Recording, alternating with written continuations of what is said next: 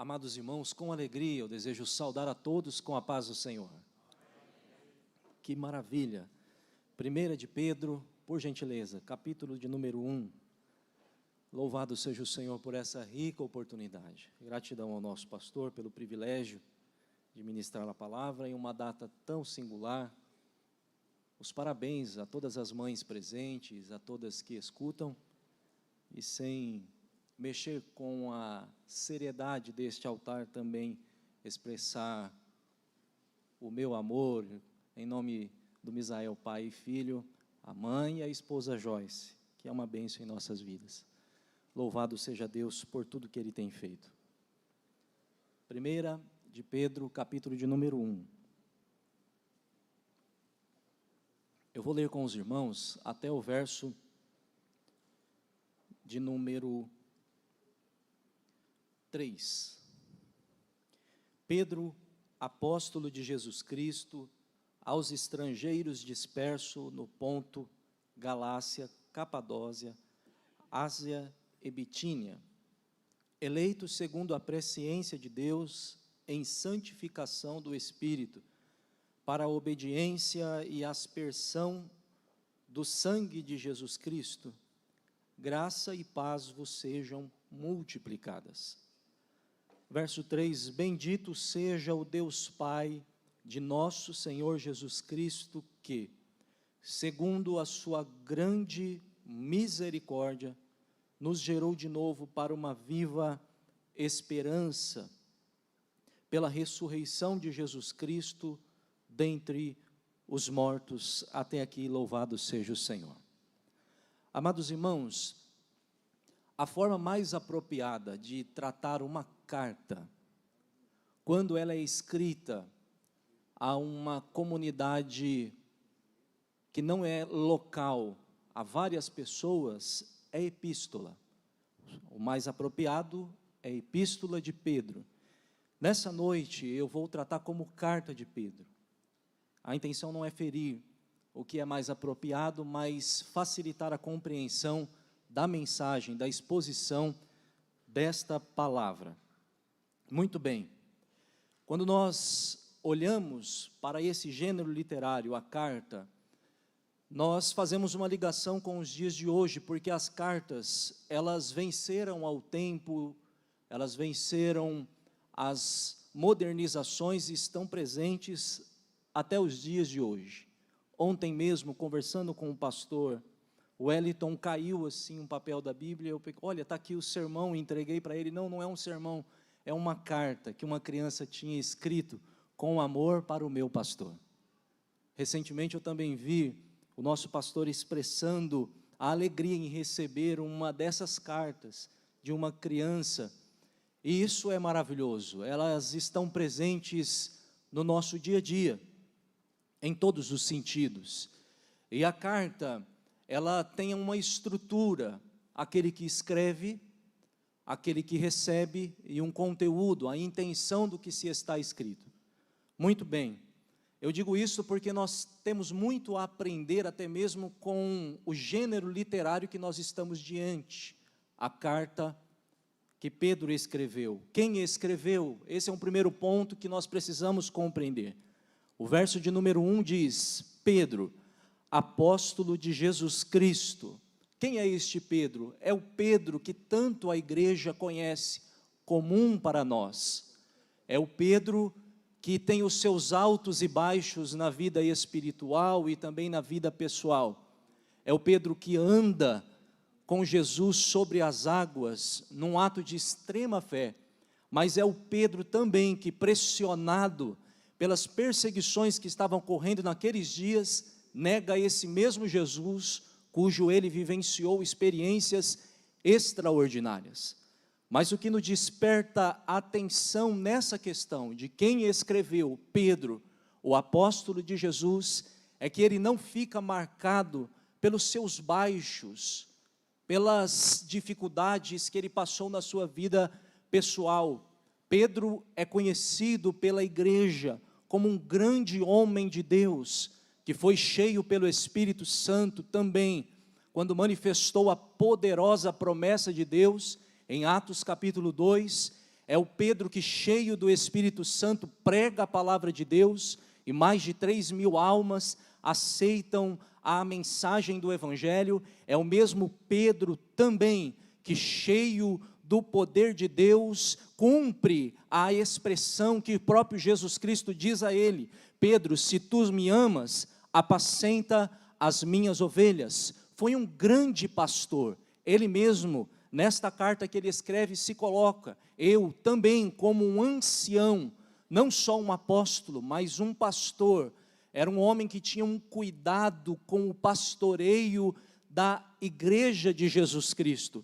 Isto demonstra uma coisa maravilhosa para nós, que o nosso Deus é um Deus de novas oportunidades, é um Deus de novos começos, é um Deus que a sociedade às vezes olha e não vê mais jeito, não vê uma solução para o caso, mas Jesus Cristo, o nosso poderoso Senhor, Ele transforma a vida, Ele faz tudo novo e diz: olha, agora caminhe, pode sonhar novamente, pode viver novamente, porque é um Deus de graça e de misericórdia. Há esperança, meus amados irmãos. Olhar para quem escreveu essa carta já demonstra que a nossa esperança, Jesus Cristo, é uma esperança que se manifesta em nós e transforma aquele que não tem jeito, e transforma e dá novo sentido às pessoas que estão precisando de esperança. Há poder no nome maravilhoso de Jesus. E se você vê algumas circunstâncias, está me escutando, que a visão humana não tem jeito de transformação, eu venho com uma palavra logo nessa introdução a dizer: há esperança sim. Jesus Cristo é poderoso para mudar todos os cenários. Bendito seja o nome do nosso Senhor e Salvador Jesus Cristo. Então quem escreveu foi Pedro, um homem transformado pelo poder de Deus, um homem cheio do poder de Deus. E para quem que ele está escrevendo? O verso de número 1 demonstra a quem ele está escrevendo: aos estrangeiros dispersos no Ponto, Galácia, Capadócia, Ásia e Bitínia. Meus amados irmãos, é importante nós compreendermos aqui a quem Pedro está escrevendo. Quando vemos essa expressão estrangeiros dispersos, isso nos demonstra que são pessoas que estão vivendo em um lugar que não é a sua pátria. São judeus que foram banidos da sua própria pátria. São pessoas que foram enxotados das suas casas. Diante desta afirmação que a palavra de Deus nos demonstra, fica claro que o cenário que eles estão vivendo não é um dos mais confortáveis.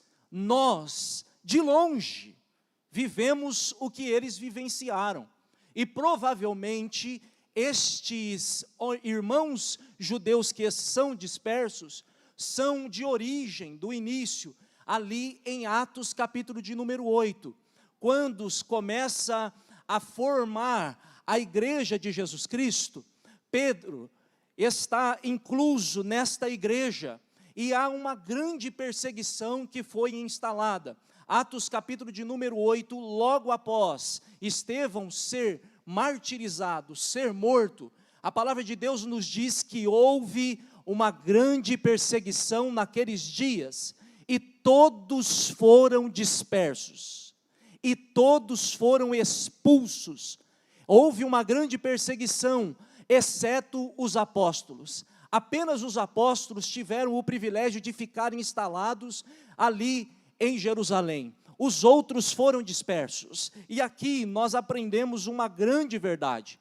Deus, em determinados momentos da história da humanidade, em determinados momentos na minha e na sua história, Ele age, mesmo que nas circunstâncias adversas, para cumprir os seus propósitos no individual e na coletividade.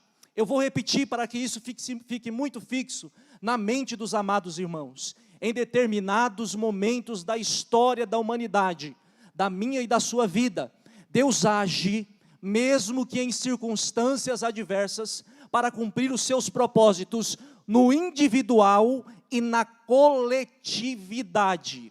porque no individual desses irmãos judeus, a situação não era tão fácil. São homens e mulheres enxotados das suas próprias casas. Mas aonde está o benefício?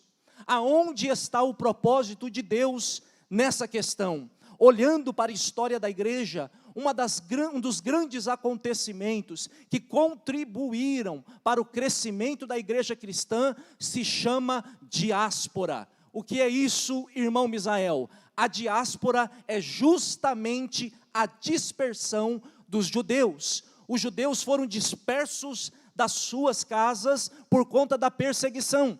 Aí nós começamos a compreender o propósito de Deus nessas circunstâncias adversas.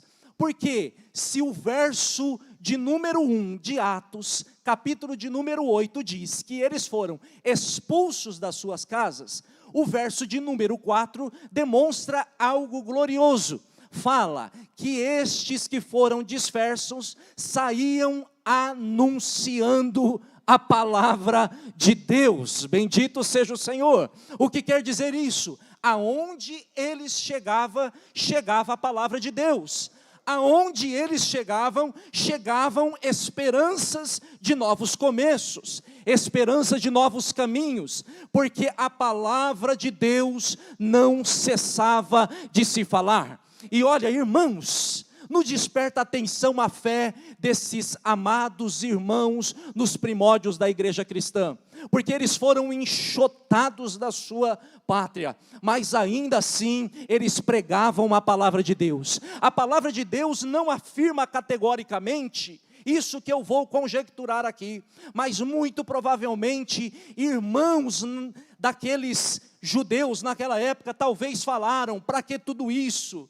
Vocês estão sendo perseguidos por causa de alguém que veio falando aí palavras de esperança, dizendo que era o Messias. Abandone essa fé, volte para a sua casa, volte para a sua pátria. Mas a fé que eles receberam não era uma fé, um conto de carochinha, era realmente a manifestação de algo maior, supremo. Eles tinham certeza da esperança que tinha se apoderado da vida deles, e era algo tão poderoso que eles não conseguiam conter e queriam espalhar essa mensagem. Aí nós começamos a compreender o agir de Deus na adversidade pela coletividade, porque se no individual eles estão sendo perseguidos, no coletivo a palavra de Deus está sendo anunciada. Glória a Jesus. E eu estou aqui diante de duas situações, muito provavelmente dois povos aqui que nós podemos dividir. Talvez você está vivendo momentos adversos, momentos complicados em sua vida. É muito provavelmente que alguém aqui está com uma circunstância, talvez na saúde, muito debilitada.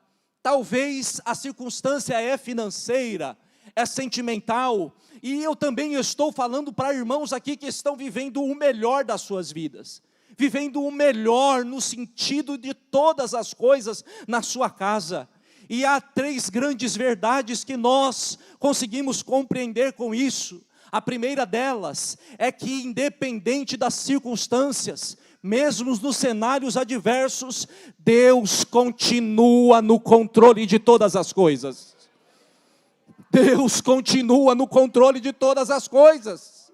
Talvez você observa e o cenário não é fácil, é um cenário difícil, eu não compreendo. Talvez você não está entendendo isso, no individual está difícil, mas fique tranquilo, olhe para o alto, como Estevão olhou e viu a glória de Deus, e compreenda que talvez nessa circunstância, na coletividade, Deus está trabalhando. Então, em primeiro lugar, Deus é um Deus que continua no controle de todas as coisas. Ele está no controle absoluto de todas as coisas. Ele controla tudo. E se você não está entendendo, descansa no Senhor, porque Ele está cuidando da sua vida. Em segundo lugar, se você, mesmo que está vivendo um momento glorioso na sua vida, se porventura você cruzar com as circunstâncias adversas, Compreenda que nós, que somos filhos de Deus, cumpre-se o que Paulo escreve dizendo que todas as coisas contribuem, cooperam para o bem daqueles que amam e servem a Deus. Ou seja, o cenário não é favorável, mas Deus está no controle. E se chegar o cenário adverso, eu mesmo assim continuo glorificando a Deus, porque em todas as coisas eu sei que Deus está trabalhando para o meu bem. Deus sempre trabalha para os nossos bens. Deus sempre trabalha para que eu e você tenhamos uma jornada que chegue ao outro lado, que chegue aonde nós devemos chegar. E em terceiro lugar, independente do cenário, pregue a palavra de Deus. Se está difícil, fale de Jesus. Se está fácil, também fale de Jesus. Porque a palavra de Deus em Atos, capítulo de número 8, verso 4, diz que eles mesmo dispersos, mesmo fora da sua pátria, eles pregavam a palavra de Deus. Então, se tem bonança, eu falo de Jesus. Se não tem bonança, eu também falo de Jesus. Mas eu não sou pregador. Quem disse que precisa ser pregador para falar de Jesus lá no seu serviço? Talvez uma simples palavra, Deus pode mudar a sua vida. Jesus Cristo é a solução para esse cenário. Oh, glória a Jesus, irmãos, é tempo de nós exercermos esta grande verdade em nossas vidas. Foi nos comissionado algo poderoso, e o poderoso está em minhas mãos, que são as palavras do eterno e poderoso Deus. Fale de Jesus que a circunstância muda, fale de Jesus que os demônios saem, fale de Jesus que a doença é curada, fale de Jesus que tudo volta ao seu lugar. Fale de Jesus, temos que falar de Jesus. Então é Pedro que escreve. E para quem Pedro está escrevendo? Está escrevendo para irmãos na fé, em grandes dificuldades, fora da sua pátria. Agora, qual é o objetivo da carta? Porque sempre que escreve algo, há uma intenção.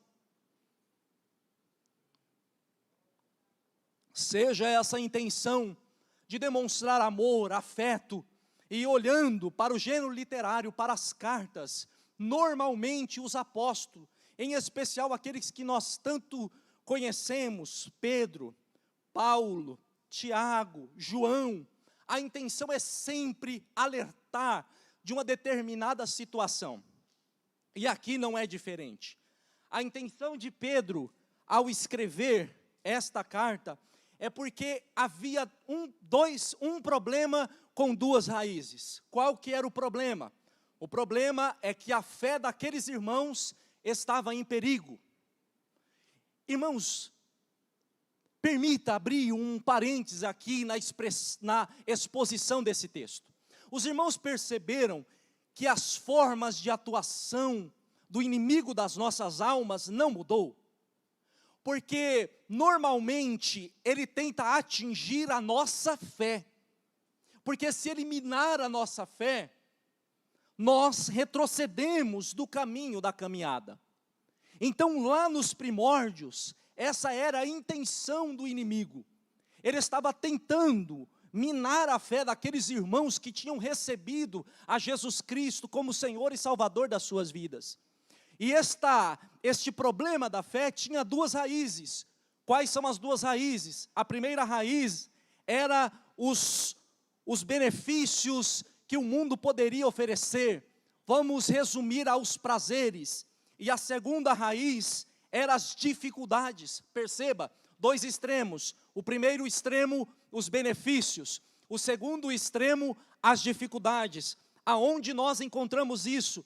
No capítulo 1 desta carta, no verso 6, na parte B, diz assim: que estejais por um pouco de tempo contristados, ou seja, triste, com várias tentações, muitas dificuldades. Então, não é demérito quando nós passamos por dificuldades, nós ficarmos tristes com as circunstâncias adversas. Faz parte do ser humano. Esses irmãos estavam tristes por conta disso. A pressão era tão grande que o ânimo, a palavra de Deus aqui demonstra que o ânimo estava acabando, estava esmurecendo, mas não era só isso, tem a questão dos prazeres também, ainda no capítulo 1, verso 14, diz assim: como filhos obedientes, não vos conformando com as concupiscências, ou seja, com os prazeres da carne. Não se conformem com os prazeres da carne. Pedro está dizendo que antes vocês praticavam na vossa ignorância. Então, aqui um problema, a fé deles estava em perigo. Por quê? Porque eles estavam, de certa forma, tendenciosos a praticar o que praticava quando não estavam na fé. E eles estavam também se sentindo tristes, porque havia muita pressão. Irmãos, vira e mexe, nós nos damos com situações assim. Cadê o amado irmão que tanto louvava ao Senhor? Cadê aquele, eu não vou se referir apenas à igreja, porque isso não acontece apenas aí, mas nós vemos situações também aqui. Cadê aquele pastor fraquejou na fé? Voltou a praticar as coisas que antes praticava, os prazeres. O inimigo, ele não escolhe a classe, a faixa etária, a posição ministerial. Nas questões espirituais, ele trabalha para derrubar a todos sem exceção. Ele quer fazer isso. Mas se Pedro demonstra o problema, ele traz a solução também em sua carta. E qual é a solução? Perceba, a solução é elevar a mente dos cristãos a estar acima das coisas do mundo. Para isto, o conhecimento das coisas de cima, divinas, é de grande valor. Por quê? Pois quando se prova das coisas do céu, as coisas da terra perdem o seu valor. Bendito seja o nome do Senhor. Faz sentido isto. Nós olhando para a passagem que João descreve o encontro entre Jesus e aquela mulher samaritana, quando ele começa a discorrer sobre o diálogo da água da vida, no verso de número 14, ele diz assim: mas aquele que beber da água que eu lhe der, jamais terá sede. Aleluia! Da água que eu lhe der para beber, se fará nele uma fonte para jorrar para a vida eterna. Louvado seja o Senhor Jesus. Então, meus amados irmãos, nós precisamos nos encher das coisas de Deus. Aqui está a solução. Se os tempos são de dificuldade, se os tempos são difíceis, enchemos o nosso coração e a nossa mente das coisas que são do alto. Se as dificuldades estão presentes, se a minha carne está tendenciosa a praticar o que antes eu praticava, é o tempo de encher de Cristo, porque se nós estamos cheios do Espírito, não há espaço para as coisas do mundo. Aleluia! Louvado seja o nome do Senhor. Mas então, irmãos, se a intenção de Pedro, perceba, não perdemos aqui na exposição da palavra a linha de raciocínio. Pedro escreve para irmãos em dificuldade, passando por um problema com duas raízes. O problema, a fé estava sendo atacada. Qual as duas raízes? Os prazeres e a dificuldade. Qual que é a solução? A solução é elevar a mente desses homens e mulheres para as coisas de Deus, porque se a mente está cheia das coisas de Deus, não há espaço para as coisas do mundo. Aí no verso de número 3, Pedro começa a tratar das coisas do céu, e eu quero apresentar as coisas do céu para também os irmãos essa noite. Olha o que diz o verso 3, bendito seja o Deus Pai de nosso Senhor Jesus Cristo, que segundo a sua grande misericórdia, diga comigo, misericórdia. Esta é a primeira coisa do céu que Pedro trata com aqueles irmãos. As misericórdias de Deus, que coisa gloriosa. Agora, irmãos, de que misericórdia o apóstolo Pedro está falando? Vamos compreender o texto? Olha o que diz: a sua grande misericórdia nos gerou de novo. Perceba, para uma viva esperança, pela ressurreição de Jesus Cristo dentre os mortos. Então Pedro aqui, ele está descortinando o que nós compreendemos e entendemos como a mecânica da salvação. O que seria isso? Nós, olhando para as Escrituras Sagradas, nós compreendemos que há todo um processo pela qual a humanidade foi salva. Como se deu isso? Paulo, escrevendo aos Romanos, no capítulo 5, verso 12, diz: o pecado entrou no mundo por um só homem. Quando nós olhamos para essa afirmação que Paulo traz, e trouxe com ele a morte, a nossa mente se remete ao livro do Gênesis. Adão peca junto com a sua esposa, e junto com esse pecado, a destruição entra, a morte entra, a corrupção entra, os prazeres da carne entram. Logo após esse pecado, nós vemos a humanidade saindo do seu eixo natural, da essência daquilo que Cristo, Deus, o Pai, o Filho e o Espírito Santo criou.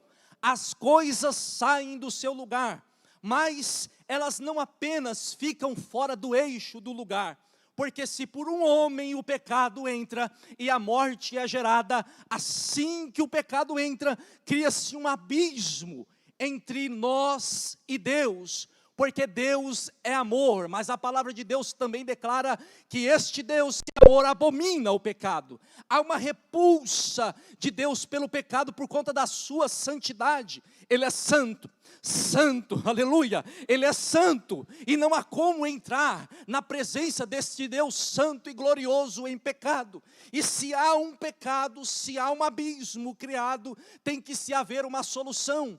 Aí entra a pessoa de Jesus Cristo, essa grande misericórdia que nos vivificou. Perceba que a morte, assim que o pecado se manifesta, o homem entra em morte, e há uma vivificação por conta desta misericórdia. O que é isso? É como se fosse uma estrada que é pavimentada, um viaduto, ou melhor dizendo, porque se há um abismo, há grandes colunas pavimentadas, e uma estrada é posta para aqueles que aceitam o sacrifício de Jesus Cristo, para que possam caminhar novamente em direção à proximidade deste Deus santo e poderoso, desse Deus santo e maravilhoso. É disso que Pedro está falando. Porque se por um homem entra um pecado, no capítulo 5 e verso 12 de Romanos, no mesmo capítulo 5, o verso 19 diz: mas por meio da obediência de um só homem, Jesus Cristo, muitos serão feitos justos, aleluia. O que está acontecendo aqui? Está acontecendo o que Isaías, muito tempo atrás, aleluia. Irmãos, como a palavra de Deus é gloriosa. Isaías capítulo de número 8, por gentileza, se puderem projetar essa afirmação bíblica tão gloriosa. Capítulo 9, perdão, ou melhor dizendo, o verso de número 2, nos dá uma demonstração dessa pavimentação que é feita. Olha só, o povo que andava em trevas, viu uma grande luz, aleluia, e sobre os que habitavam na região da sombra da morte, resplandeceu essa luz.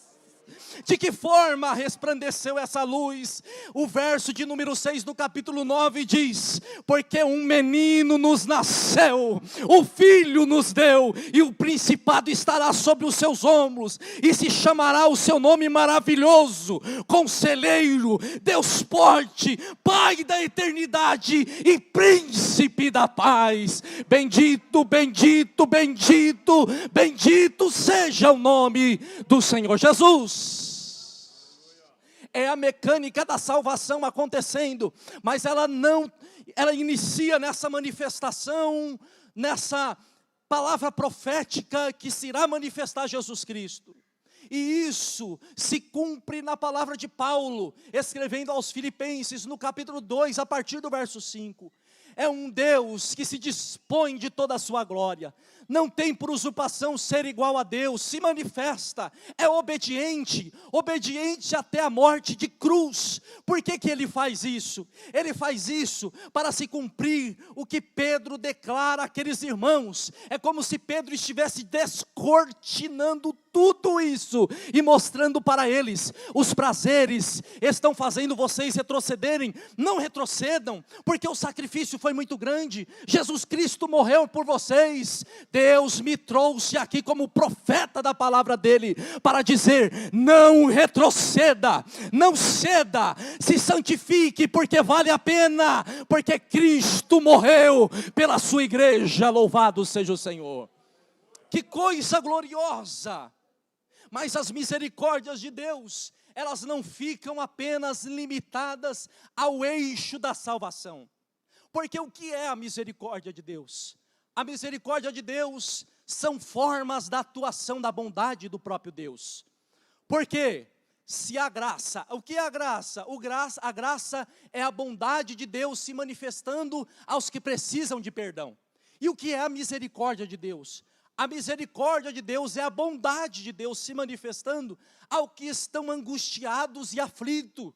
Se você está angustiado, se você está aflito, eu tenho uma palavra para você: as misericórdias de Deus estão aqui para te consolar. As misericórdias de Deus, elas se renovam todos os dias.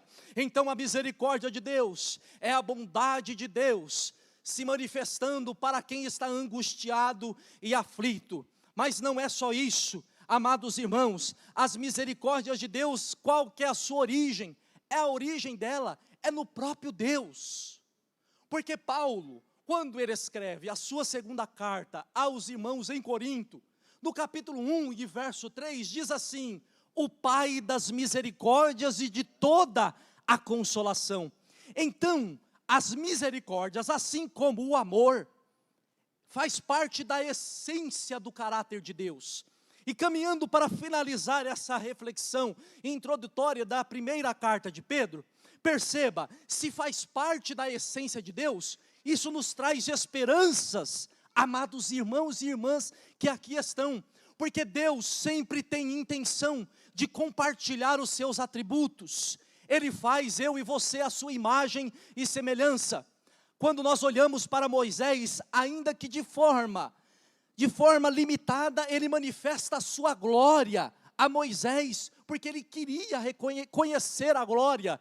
E Deus, sabendo que não podia compartilhar tudo, ele compartilha um pouquinho, que já é uma grande coisa para aquele homem. E assim é em nossas vidas. Há atributos de Deus que são incomunicáveis. Quais são?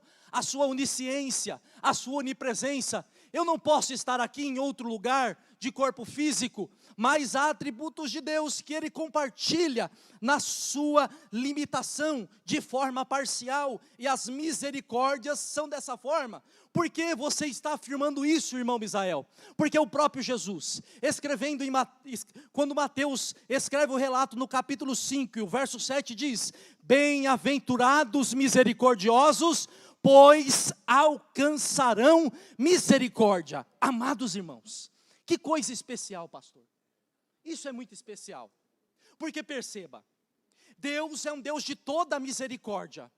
E Ele compartilha da misericórdia. Eu exercito a misericórdia. E como eu exercito essa misericórdia, eu recebo de volta a misericórdia. É um círculo criado de bênção. Enquanto Satanás cria um círculo de morte, você já ouviu a expressão, se associou ao tráfego no Passa dos 30, porque nós sabemos o que acontece, normalmente quando você se associa às coisas do inimigo, qual que é o papel do inimigo? Matar, roubar e destruir. Ele entra e faz realmente destruição, destrói os lares, destrói as famílias, destrói reputações, destrói vidas.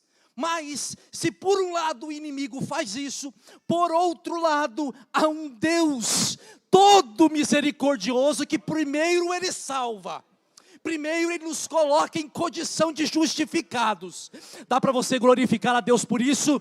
Porque você é salvo em Cristo Jesus. Esta é a primeira bênção. E a segunda bênção, Ele compartilha um pouco desse seu atributo, e na forma que você exerce essa misericórdia, a misericórdia de Deus é exercida sobre sua vida, é misericórdia sobre misericórdia, é bênção sobre bênção. É por isso que o salmista Davi, ele diz: eu estou angustiado, portanto, caiamos na mão do Deus de toda a misericórdia. É por isso que também o poeta inspirado diz: as misericórdias do Senhor são as causas de nós não sermos consumidos, e elas se renovam toda manhã. Então tem misericórdia amanhã, tem depois de amanhã, tem depois de amanhã, tem depois de amanhã, tem depois de amanhã. Bendito seja o nome do Senhor Jesus. Glória a Jesus.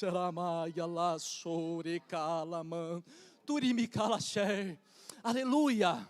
Amados irmãos, não chegou aqui nenhuma manifestação de alguém que nos visita, mas se porventura há alguém que talvez esteja na circunstância desses irmãos na fé do primeiro século, com a sua fé que estremeceu, eu não sei, talvez foi a perda que fez você ficar com o seu espírito triste, desanimado, a ponto de você não ver mais soluções para a sua situação, e esta palavra veio revelada diretamente do céu, para dizer para você: quem disse que não há esperança para a sua vida.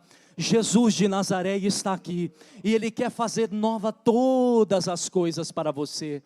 Se você está distante dos caminhos do Senhor Jesus, e você quer, e você deseja receber o Senhor na sua vida, e todas as coisas se fazerem novas, dê um sinal com a sua mão, a igreja irá orar, e tudo se fará novo. Há alguém que deseja receber Jesus como Senhor e Salvador da sua vida? Há alguém que deseja receber a fonte de esperança e fazer novas todas as coisas? Dê um sinal com a sua mão. Se não tem, que Deus abençoe a sua vida, em nome de Jesus. Amados irmãos, diante dessa palavra, eu quero orar por você e com você. E junto nesse pedido, junto nessa oração, orar por dois pedidos. A irmã Suzy, família, pede oração pelo adolescente Marcos, está aniversariando hoje. A irmã Suzy também pede oração, e a família, pelo seu sobrinho Vitório Augusto, por seu aniversário ontem. Por bondade, coloquemo-nos de pé. Os irmãos compreenderam essa palavra? Se há dificuldades, se os prazeres têm te cercado, qual que é a solução? Eleve as suas mentes acima das coisas deste mundo, porque assim tudo isso será superado. Eu não sei, mas o meu coração, quando eu era ministrado pelo Espírito Santo acerca dessa palavra, doía. Então eu sei que há circunstâncias que feriram profundamente a sua alma, mas dia sim ou dia não, o nosso bom Deus marca esses encontros para dizer que há esperança para você. Fique em paz. Você pode me ajudar a ministrar, e só agora eu peço para você, olhe para a pessoa que está do seu lado e diga para ela: fique em paz, Deus está no controle dessa situação. Bendito e soberano Deus, Pai da nossa alma, Deus de toda misericórdia, eu sei que o Senhor é um Deus que sonda todos os corações. Em nome de Jesus, que esta palavra, ela fortifique o espírito, a alma. Deus, que todas as coisas se façam novas, Em nome de Jesus eu te peço, guarde o teu povo e a tua igreja nessa semana que se inicia. Dê força, Senhor, ao cansado, vigor ao que está abatido. Em nome de Jesus, Pai, eu te peço que o Senhor dê muitos anos de vida, Senhor, a essas vidas que aqui foram apresentadas. Nos dê uma semana abençoada, em nome de Jesus. Amém.